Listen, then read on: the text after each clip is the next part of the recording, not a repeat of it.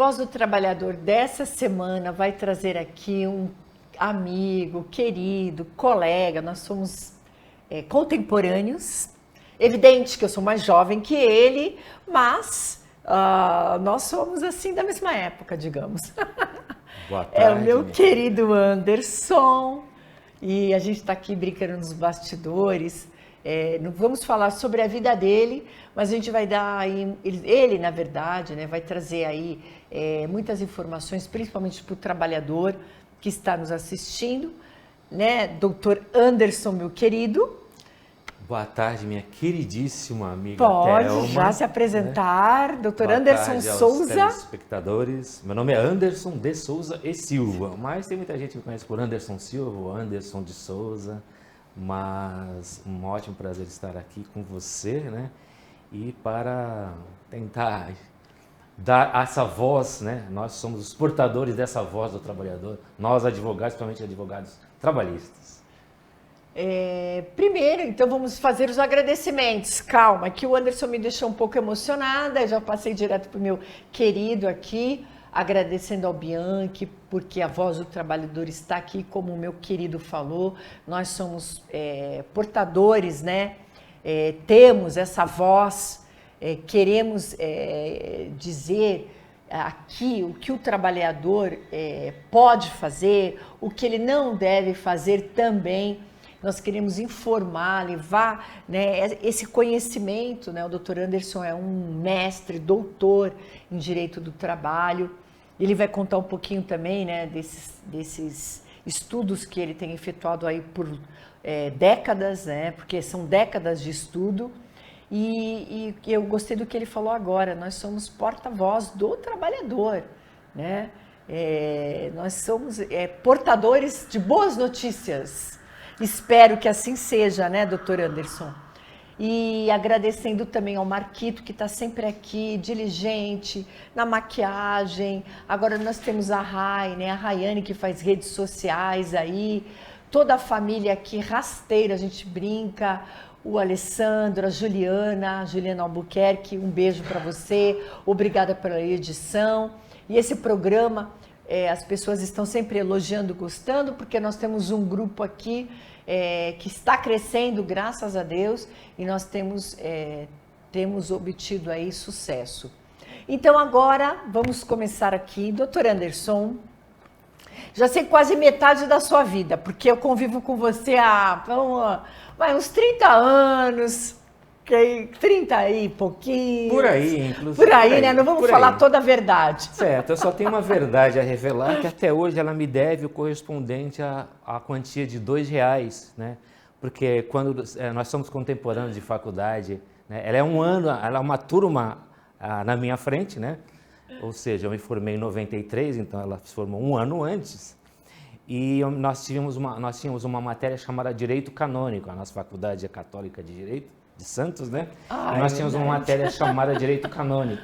Então, eu tinha aqueles alunos que estavam saindo da faculdade, então aqueles 3 meses finais de pura farra, pura festa, pura alegria, a gente espera que mais e mais estudantes e trabalhadores consigam essa condição de fazer uma faculdade, seja qual for, e se formar. Então, tem aquela época de festas, e ela entrou, junto com a turma dela, da classe dela, com uma garrafa de água mineral, vendendo aqueles copinhos de café dessa água, dizendo que aquela água era uma água abençoada pelo padre que dava aula para a gente, né? Que depois veio a dar aula para a gente. Ela já tinha passado por essa matéria e ela disse que aquela água era benta e fazia milagres, né?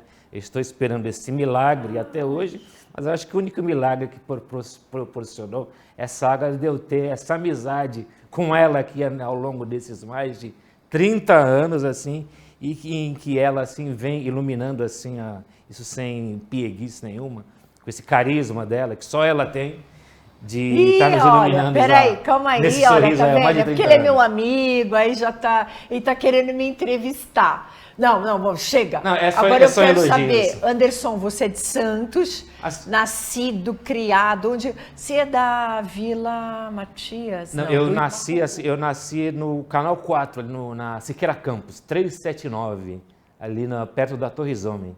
Eu nasci na Santa Casa, mas me criei ali.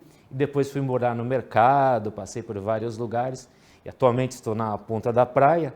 Então, eu sou caiçara, né? Santista, né? Não só de nascimento, como de time, esperando que meu time saia dessa condição que se encontra atualmente. Vai sair, vai sair.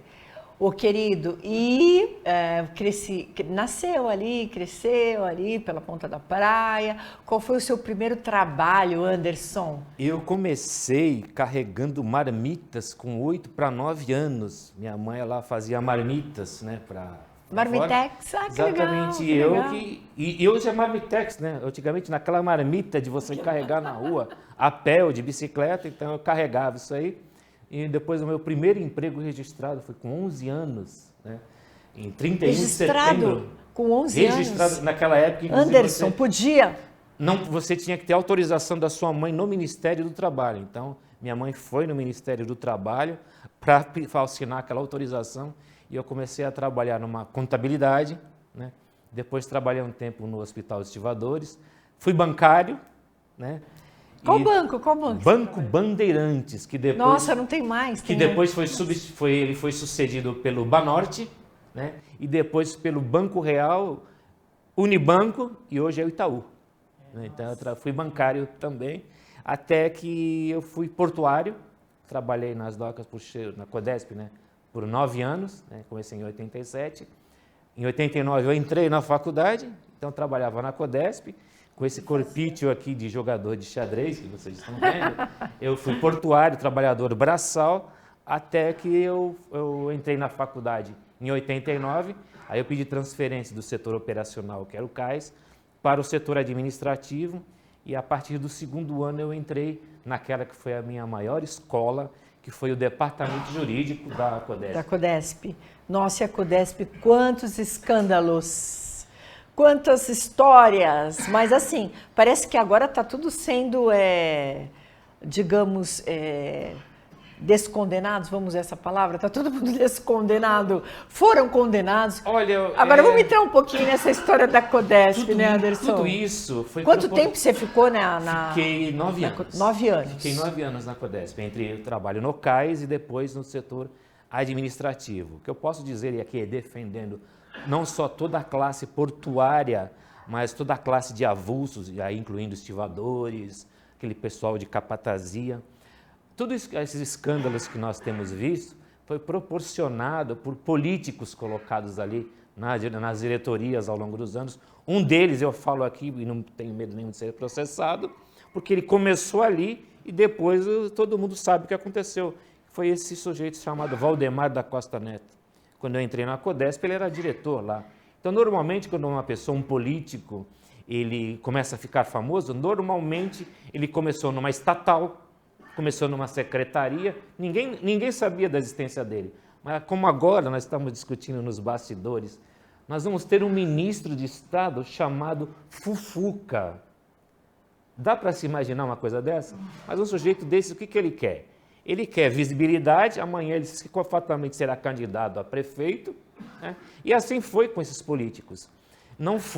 Esses escândalos que houveram ao longo do tempo na Codesp foram proporcionados por diretores indicados por políticos, porque os funcionários de carreira da Codesp são todos profissionais gabaritados, íntegros, honestos, né? E competentes, e que carregam esse porto aí há mais de 150 anos nas costas, né? E, infelizmente, são comandados por essa classe, que estão aí, nem todos, mas uma grande parte, políticos e militares que acabaram sujando o nome do Porto de Santos, mas os seus funcionários, a minha maior escola, realmente o Porto de Santos, e agradeço aqui a todos os portuários e estivadores com quem eu tive a honra, o prazer de trabalhar. Sim, quando a gente está falando desses escândalos que nós vemos no jornal, público e notório, exatamente dos diretores, né, dessa parte de administração, né, que eu até brinquei. Agora foi todo mundo descondenado, eles estavam sendo condenados por fraude em licitações e parece que agora não tem mais nenhuma condenação, foi tudo regular e está acabando por aí, né? Aproveitaram uma brecha que a nova lei feita por esses políticos, que é a nova lei de improbidade, que você ainda tem que, além de você, do ministério, de quem está acusando, fazer toda aquela, ou necessário fazer toda aquela prova de que houve o ilícito, ainda tem que provar que o sujeito ele teve o dolo, que ele quis fazer aquilo. Então, o que ficou comprovado nesses últimos processos, não, apesar de estar tudo comprovado ali, eles não quiseram fazer nada disso, foi tudo legal. Mas temos que. Mas assim, nós não estamos aqui para falar exatamente disso. Vamos pular, porque a gente vai falar aqui da sua carreira. Bom, enfim, passar dessa Codesp, já falamos. Da Codesp, você falou que estava fazendo Codesp, direito. Aí você saiu, você pediu. Nós formamos, né? Você se formou um ano antes de mim. Sim. E aí eu comecei a advogar, saí naquele plano de demissão voluntária. Muita gente falava que não sai daqui, você não tem futuro nenhum. O seu futuro é aqui dentro, eu resolvi pagar para ver, pagar literalmente. Quando eu comecei a advogar, tive o prazer aí foi quando eu havia conhecido você em 91, e voltei a trabalhar com você, né, em alguns casos, ali com o doutor Stalin, né? Nosso grande mestre, né, a partir do ano de 95. Olha, vamos só dar uma paradinha, os comerciários estão completando 100 anos, né? Então está tendo comemorações. Eu ainda brinquei com o Washington, que é o presidente. Nós fazemos parte dessa história, porque nós já fazemos, que inclusive foi a nossa escola, né? Sim, com o doutor Stalin, verdade.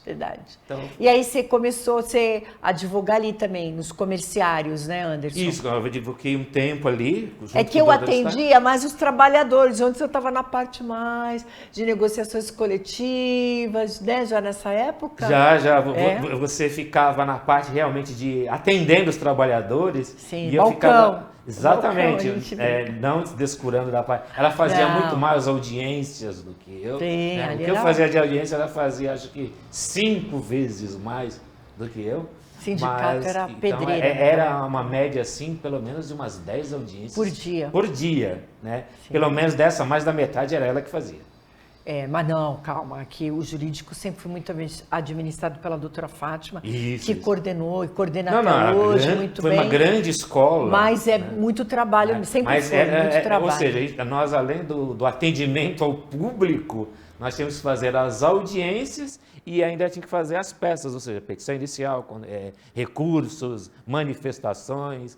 Então, nós começávamos uma média assim de 8 horas da manhã, 7, 8, às vezes 9 da noite, a gente estava saindo do sindicato. Então, era exaustivo, mas ao mesmo tempo era prazeroso e foi uma escola, assim, foi. Até hoje. Até hoje. Graças a Deus, nós temos a oportunidade de estar com o doutor Stalin, né? Porque nós também estamos no ponto de vista, na bancada trabalhista, o doutor Anderson, eu, toda sexta-feira com o Boturão e sempre com o nosso mestre, né? Isso é um privilégio, né, Anderson? Pois é, nós temos esse privilégio. Acho que foi, não sei se é coisa do destino, mas eu sempre voltando, eu cheguei a trabalhar no Rio de Janeiro, eu morei na Amazônia, voltei para Santos e realmente quem eu reencontro, né? A doutora Thelma, que acabou me levando para o programa da Edgar Boturão, TV Santa Cecília. Então, veja, nós assim, né, formamos uma dupla muito boa nesse sentido da proteção.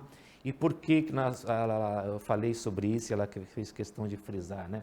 Nós damos voz àqueles que não têm voz, sim, que são os trabalhadores, os hipossuficientes, os menos desvalorizados, aquele que popularmente é chamado de peão, mas que sem ele não existe país. Então, graças a essa nossa luta, mas principalmente da doutora Thelma, que ela é muito mais ferrenha, se eles não conhecem, essa defesa dela em prol dos trabalhadores. Vou até pro break agora, porque ele vai começar de novo esses elogios, porque ele é meu amigo. Um minutinho, nós já voltamos. Oi, gente! Meio-dia aqui na Tati Band Litoral tem o Litoral Urgente. Até, pessoal! Voltamos aqui, Voz do Trabalhador. Eu dei uma cortada aqui no meu querido Anderson, porque ele ia me elogiar. E aqui, hoje, eu quero saber da vida dele. Ele vai contar tudo aqui. Bom, recapitulando só, depois de toda essa fase que você teve aí na Codesp, enfim, foi fazendo a faculdade, né, a Católica de Direito, se formou. pediu, entrou no plano de demissão voluntária, não é mais CLT, Exatamente. aí você já partiu para suas atividades Pois é, como profissional liberal. Ou seja, depois que nós acabamos nos separando no sindicato, né? Sim, Você sim. acabou seguindo a carreira de advogado. Advogada. E eu fui fazer a pós-graduação na Unisantos, né? Voltei e me apaixonei por uma das carreiras assim mais brilhantes que existe, foi a carreira acadêmica. Ah, verdade, Eu Anderson, comecei, em 96 eu terminei a pós-graduação e logo em seguida comecei a lecionar na própria faculdade em que eu havia me formado. Que a partir bacana, de é. setembro de 96, passei a lecionar matéria Direito do Trabalho, né, na Unisantos, e depois dali eu fui para outras faculdades, então eu fiquei entre 95 e 2002, eu estava lecionando em 4 faculdades, aí eu entrei no mestrado, por causa da faculdade, acabei entrando no mestrado, Anderson. ou seja, eu terminei a faculdade, comecei a pós, terminei a pós, entrei no mestrado, né? Então eu dava aula em 4 faculdades, aqui no Litoral Norte, eu fazia concurso para juiz do trabalho e advogava. E também teve uma época que você fez a pós com o Dr. Stalin, com o nosso professor? Foi em 94, 96, fizemos pós e nós fizemos o primeiro ano do mestrado também. Que legal, que bacana. E aí ele parece que ele acabou sendo absorvido por outras atividades e ele acabou não terminando, acho que ele terminou depois o mestrado. Então eu continuei o mestrado, terminei, né? E quando eu acabei o mestrado, eu acabei indo embora daqui de Santos, né? Aí você foi para Amazônia? Em 2007 eu fui morar em Rondônia. Rondônia. Em plena Amazônia foi onde eu consegui conhecer. Só não conheço hoje o Amapá e o Roraima, né? Mas conheço o Acre, o Amazonas, o Pará. O Acre, assim, me apaixonei por aquela terra, além de Rondônia, mas Acre, assim, eu estava quase todo fim de semana ali. Então foi uma experiência maravilhosa. Acabei lecionando na Federal de Rondônia, né, legal. Por um ano e trabalhando numa cidade que ficava a 44 quilômetros da Bolívia. Então foi uma experiência assim fascinante. E até hoje, não só amizade, mas eu tenho muitos casos, né, jurídicos assim naquela região de Rondônia, da Amazônia, principalmente em Rondônia. Então eu acabei voltando para cá em 2010. O Anderson, e aí você voltou em 2010, mas você continua as suas atividades e aí ainda lá tem alguns... E aí eu continuei sempre advogando, agora no próximo ano, em janeiro, eu faço 30 anos ininterruptos de advocacia, lecionei durante 20 anos, né? E então essa é a experiência que eu tenho. E em 2011, então foi entre 2011 e 2012, eu fui fazer o doutorado, né, na Argentina, lá na Federal, na Universidade de Buenos Aires. E eu agora, até hoje, estou devendo, né, espero que eu consiga terminar, eu tive alguns problemas de saúde, mas eu espero entregar a minha tese, né, que não é mais inédita, porque a gente discute isso quase todo dia, que é referente ao trabalhador em aplicativo. Então, logo, espero, assim, brindar, não sei se esse seria o termo, com o público, assim, com essa tese que acho que é interessante e atual para todo o país, que são os trabalhadores em aplicativos, tanto entregadores de lanche como motorista, Uber, 99 e outros assemelhados. Até essa briga está entrando aí, espero, né, nos projetos de lei, então parece, fizeram agora a gente até comenta assim juridicamente, né, fizeram leis municipais, né, projeto de lei municipal, Praia Grande, mas regulamentando na verdade o transporte, né, não a mão de obra. Exatamente, porque no caso a competência seria da União, uma coisa positiva, e nesse ponto a gente pode até destacar aqui o trabalho da vereadora, a Débora Camilo, né, nesse sentido da regulamentação do transporte, mas eu acho que a solução, e essa é a minha tese, de transformar todos esses trabalhadores em trabalhadores avulsos, a exemplo do que é o Porto de Santos, ou seja, são trabalhadores que teriam todos os seus direitos assegurados no artigo 7º da Constituição e por toda a CLT, mas não seriam empregados de ninguém. Então, para quem acha que se o trabalhador tiver mais direitos, as empresas vão abandonar aqui o Brasil, não, pelo contrário. Acho que você vai incentivar que as próprias empresas que hoje só levam vantagem, elas teriam uma garantia de que o trabalhador não será penalizado, mas também o trabalhador não vai acioná-las em relação a vínculo empregatício. Porque empregados eles não serão trabalhadores avulsos. Né?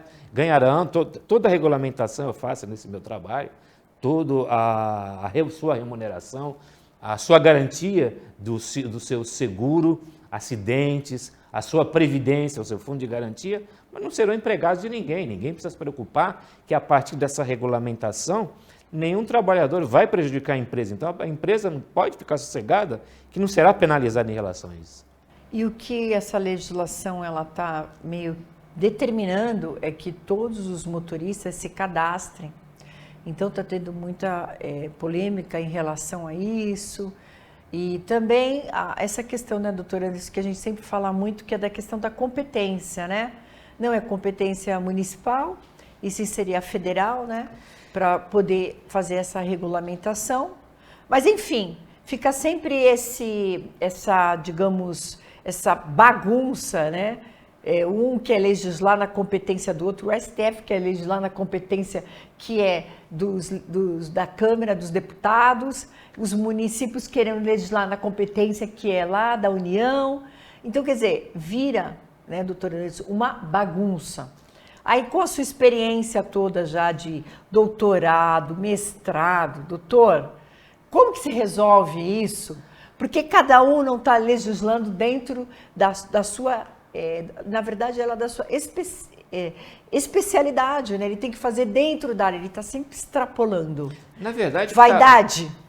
Tem bastante protagonismo, a tentativa de protagonismo, mas o que acontece? Estamos tendo aí usurpações de competências. Por exemplo, o Supremo Tribunal Federal, a sua composição hoje, ela é totalmente danosa aos trabalhadores, né? Seus votos, é só pegar os votos de cada ministro teve o que se aposentou agora, o Ricardo Lewandowski, era o ministro que mais votava, quando a matéria era trabalhista, era o que mais votava a favor de trabalhadores. Eu não sei qual será o posicionamento desse novo indicado presidente Lula, que foi o Cristiano Zanin, mas a composição do tribunal hoje ela é totalmente desfavorável aos trabalhadores.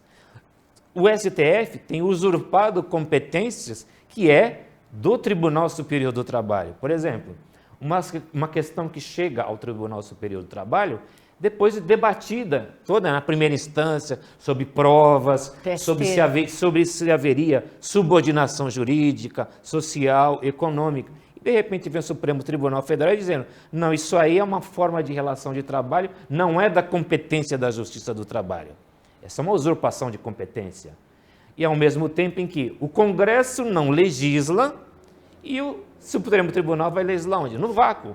Olha, não tem nenhuma regulamentação aqui. Eu vou ter que fazer alguma coisa. Como que aconteceu uma coisa que você, doutora, tem lutado muito, que é aquela questão da correção trabalhista. Das correções dos débitos trabalhistas. Os débitos trabalhistas, que exatamente o que falou, eles usurparam a competência e legislaram em prejuízo do trabalhador, porque até então o TST já tinha pacificado todo o processo trabalhista, a correção é IPCA. E aí, todos achando que acabou a discussão, não, foi parar lá no STF e eles modificaram totalmente em prejuízo do trabalhador, aplicando a taxa Selic. Mais grave ainda, você acabou de falar, você acabou de dar a resposta. Eles usurparam a competência e mais ainda, em prejuízo dos trabalhadores. Ou seja, o ministro que deu a solução, que foi aquela solução média, foi o quê? Olha, nem uma coisa nem outra, vamos ficar aqui na média. Até a propositura da ação... É um índice, a partir dali volta a ser o mesmo. Ou seja, não resolveram nada, foi desfavorável, prejudicial ao trabalhador aquela decisão. E qual foi a justificativa? Não, as empresas têm um passivo trabalhista que elas não vão suportar. Suportaram desde a partir do momento em que elas lesaram o trabalhador. Então elas já estavam sabendo o que ia acontecer. Então não vem com essa desculpa agora de dizer que você tem um passivo enorme. Quem gerou o passivo foi você, enquanto empresa, que não pagou os direitos dos trabalhadores. Por quê? 90% das ações trabalhistas dizem respeito a direitos incontroversos. Aviso prévio, fundo de garantia. Isso aí, o trabalhador que já pede a sua dignidade, a partir do momento que ele pede seu emprego, ele ainda vai ter que brigar na justiça para receber aquilo que já é de direito. Peraí, eu saio sem receber nada e ainda vou ter que brigar para receber, e quando eu vou receber, eu ainda vou receber com tudo aqui defasado. Corroído. Né? Totalmente defasado, corroído, porque a inflação é muito alta. Exatamente. Então, qualquer índice que não acompanhe, pelo menos... E a gente também tem sofrido essa questão dos índices na própria ação do Fundo de Garantia do Trabalhador, Sim. que está parado, porque eles também... Foi a mesma situação, né, doutor Anderson? Vamos aplicar o índice que está sendo pago pela Caixa, que é o dinheiro do trabalhador que está lá depositado mês a mês, sofrendo, sendo totalmente defasado, porque a correção que eles aplicam é TR, que é quase zero. Quer dizer, não existe uma correção para você corrigir esse dinheiro. Eles alegam que é o governo, né? Porque é o governo que administra, que aquele dinheiro é usado para casa própria, que aquele dinheiro... Enfim, ele usa o dinheiro do trabalhador para a construção de projetos que muitas vezes nem são desviados, ou seja, esse fundo que pertence aos trabalhadores é utilizado em benefício de toda uma população, de todo um povo, e na hora de se reverter ao benefício do trabalhador que perdeu o seu emprego, a desculpa é de que não, as empresas vão quebrar. Espera aí, amigo, o trabalhador já está quebrado a partir do momento que você lesou os seus direitos de não pagar hora extra, enfim... Todos aqueles direitos previstos na CLT, a empresa não paga. Então, você já está quebrando ele ali. Você vai quebrá-lo de novo a partir do momento que o manda embora. E vai quebrar pela terceira vez ao não corrigir como se deve? Sim, então, infelizmente. Quer dizer, são coisas que não se justificam. A tendência é que esse governo venha a melhorar alguma coisa, né? Não podemos nos iludir, mas pelo menos temos que acreditar. Mas tudo vai depender do Congresso, mas principalmente da pressão dos próprios trabalhadores, e aí os sindicatos têm um papel preponderante, fundamental nessa luta. Querido, acabou o nosso tempo, você viu como é rápido? Bastante. Entramos nesse assunto que aí todo mundo quer falar, como trabalhista a gente quer falar, a gente quer brigar, porque infelizmente os nossos trabalhadores, né, não tem voz. A gente está aqui, mas a nossa voz está um pouco rouca ainda. Nós precisamos fortalecer principalmente essas ideias, né, dos deputados, que são os nossos representantes, de brigar por projetos que favoreçam o trabalhador.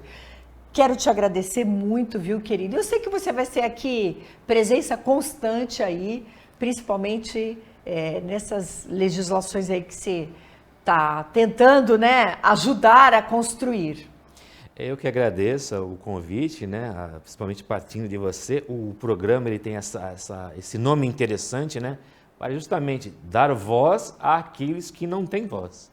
Eu que agradeço, né, mais uma vez. Espero ter outras oportunidades. Sim. E você aí que ficou nos assistindo, te esperamos no próximo domingo. Tchau!